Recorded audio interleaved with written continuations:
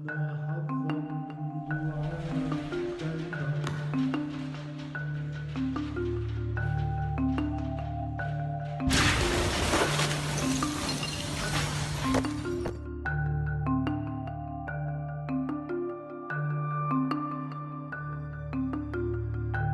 رح نكمل كل هالأضرار يلي شفتوها، كل هالأضرار الجسدية الجسيمة الموجودة، نحن رح نتحدى وبإذن الله بمساعدة الناس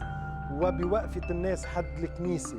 وبدعم الناس للكنيسة، بإذن الله رح نرجع نعمر الكنيسة من أول وجديد، رح نرجع نجددها أكثر وأكثر.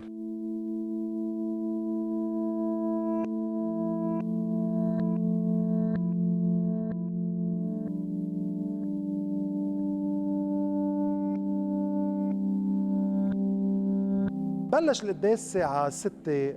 المساء، فات لأبونا وقف محل ما أنا واقف هون،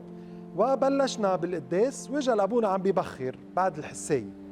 من بعد ما خلص تبخير المذبح وبرم بده يبخر الشعب، منحس بالكنيسة مثل هزة أرضية تاخدنا وبتجيبنا، يعني رجت فينا الكنيسة رج، صرخنا يا عذرا يا عذرا لأنه فكرنا السقف رح يوقع علينا، لأنه حسينا هزة أرضية.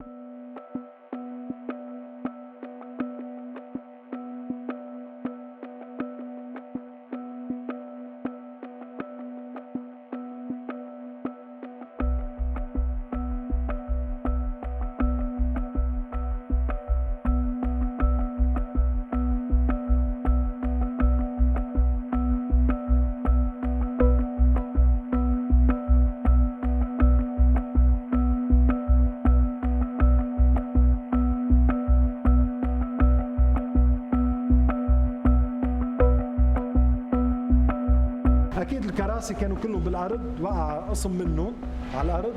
وكمان هلا الضرر الكبير يلي صار هو بهالميل، هالجهة يلي فيها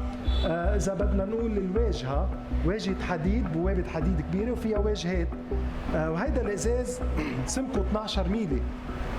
كل بارتي منه، كل شقفة منه. هذا الإزاز يلي رج بطريقة كتير قوية، هو اللي رج، هو اللي سمعنا صوته عم بيرج بطريقة كتير قوية، وهو يلي ظهر من محله ووقع انكسر وقع علينا.